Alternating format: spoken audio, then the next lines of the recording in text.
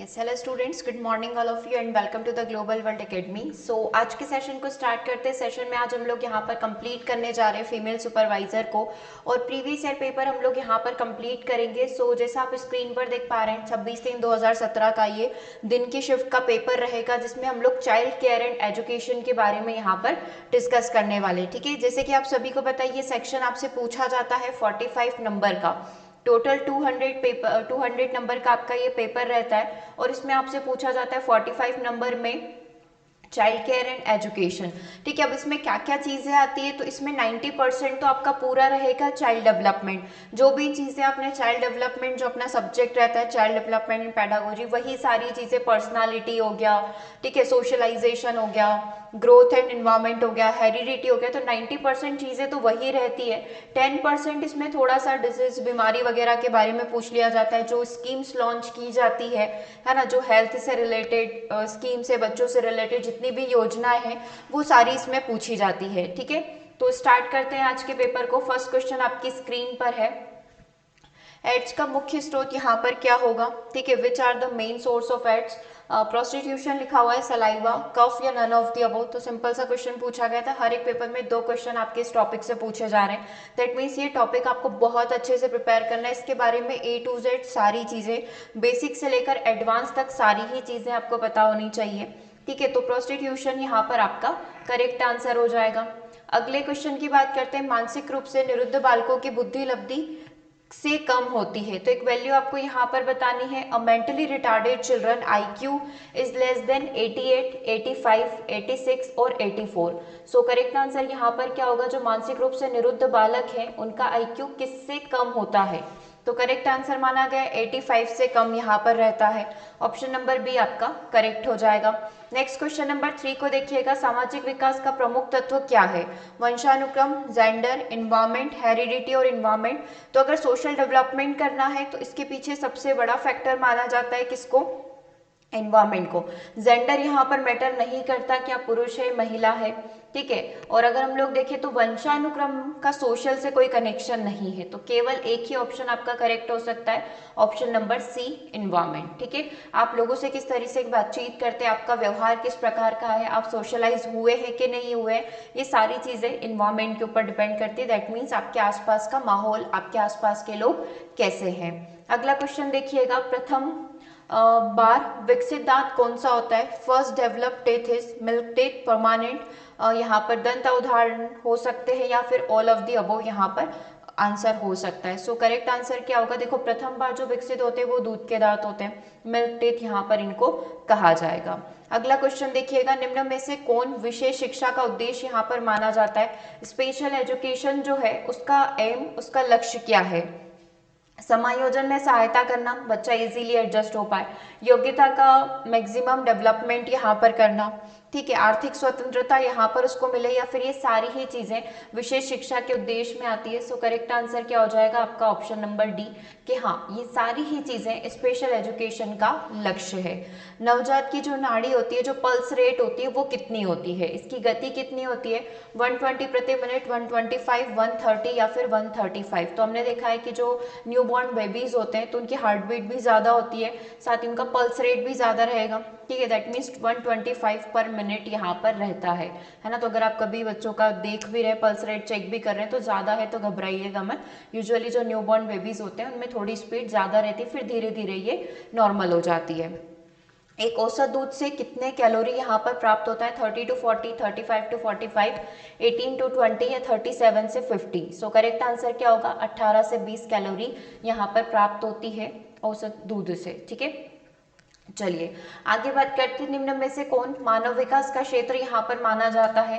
मानव का शारीरिक विकास होना, सामाजिक होना, कॉग्निटिव होना, या फिर फिजिकल, सोशल, कॉग्निटिव, तीनों ही ह्यूमन डेवलपमेंट में आते हैं। तो डेफिनेटली ऑप्शन नंबर डी यहाँ पर करेक्ट होना चाहिए, क्योंकि मानव विकास में अगर मैं मानव की बात करूँ तो इसमें कई तरीके के विकास होते हैं, शारीरिक विकास, मानसिक विकास, सांवेगिक विकास, संज्ञानात्मक विकास, कई तरीके के डेवलपमेंट यहाँ पर होते हैं, जिसमें से 3 आपके सामने ले रखे हैं ऑप्शन नंबर डी के अंदर। संबंधित है सबसे पहला ऑप्शन है ब्लाइंड चिल्ड्रन से, वाणी विकलांग बालक से, मान संबंध बालक से, दैट मीन्स मेंटली रिटार्डेड, या फिर none of the above. So braille लिपि यहाँ पर किससे कनेक्टेड होगी, ब्लाइंड चिल्ड्रन से कनेक्टेड है।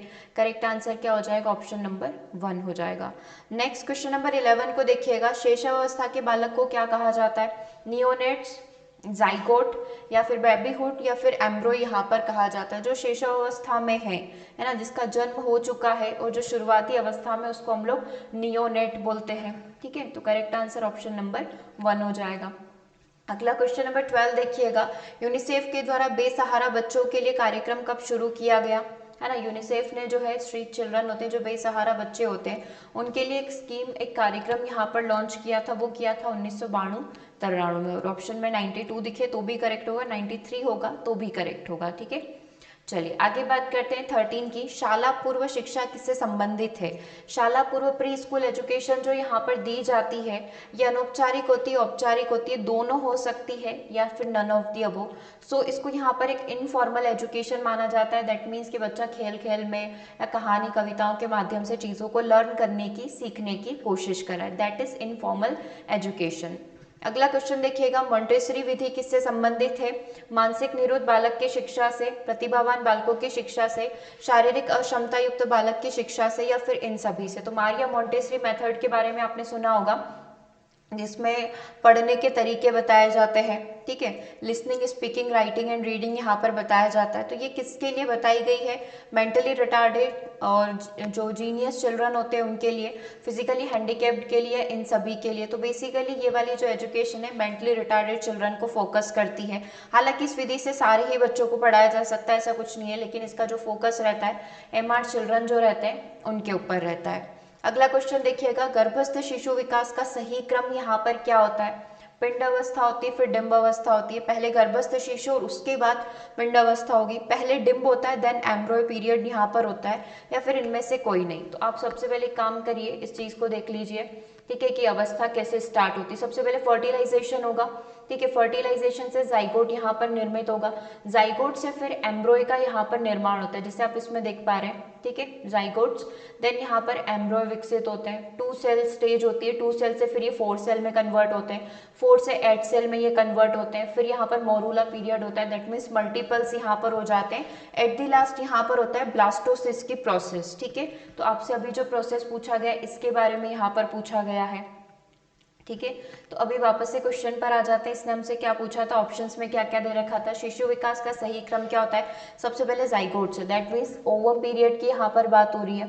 ठीक है, ये वाला। और उसके बाद जो है एम्ब्रॉय पीरियड की यहाँ पर बात होती है। जाइगोट से 2 सेल, 2 से 4, 4 से 8, 8 से 16, ऐसे करके पूरा मोरूला स्टेज तक हम लोग पहुंचते हैं। तो सबसे पहले ओवम हो जाएगा, देन एम्ब्रॉय पीरियड यहाँ पर हो जाएगा।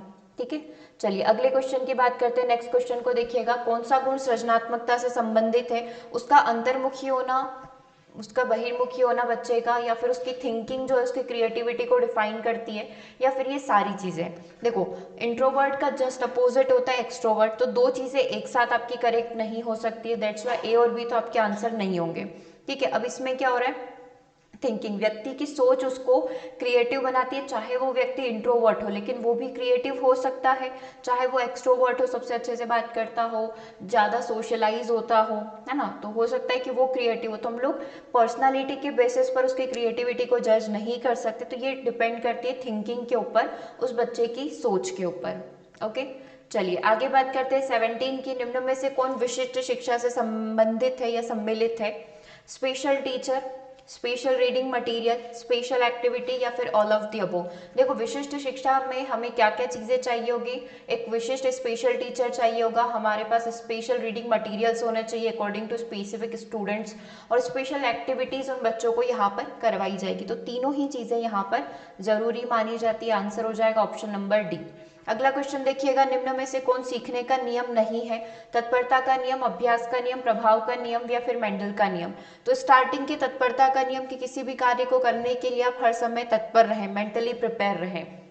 अभ्यास का नियम, जब तक अभ्यास करते रहें कि तब तक आपको सफलता ना मिल जाए, लॉ ऑफ एक्सरसाइज। प्रभाव का नियम, जब किसी कार्य को बार बार करते हैं है ना, तो हम लोगों को उसमें सफलता मिल जाती है तो हम लोग उस कार्य को बार बार दोहराते हैं, और जब किसी भी कार्य को करने में असफल हो जाते हैं तो फिर उस कार्य को करने की हमारी इच्छा नहीं होती है। ठीक है, तो ये लॉ ऑफ इफेक्ट होता है। ये तीनों ही नियम थॉर्नडाइक के नियम से संबंधित है। तो मेंडल का जो नियम है वो आनुवंशिकता का नियम है।